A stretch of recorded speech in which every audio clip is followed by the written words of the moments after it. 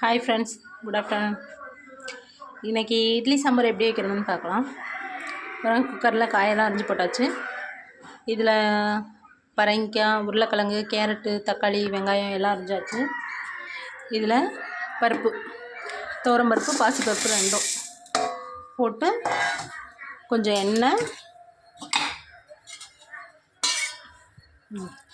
கொஞ்சம் போதும். ஏன்னா குக்கரில் தான் வைக்கிறோம், பொங்காமல் இருக்கிறதுக்கு தான் எண்ணெய். கொஞ்சம் எண்ணெய், கொஞ்சம் மஞ்சத்தூள்.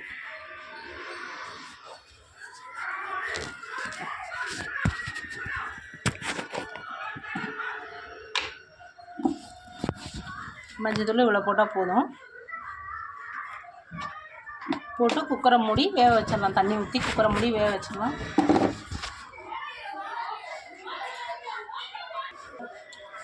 தண்ணியெல்லாம் ஊற்றியாச்சு. இப்போ விசில் போட்டு மூடி வேக வச்சிடலாம். வேக வச்சாச்சு. சாம்பார் வைக்கிறது அடுத்த வீடியோவில் பார்க்கலாம்.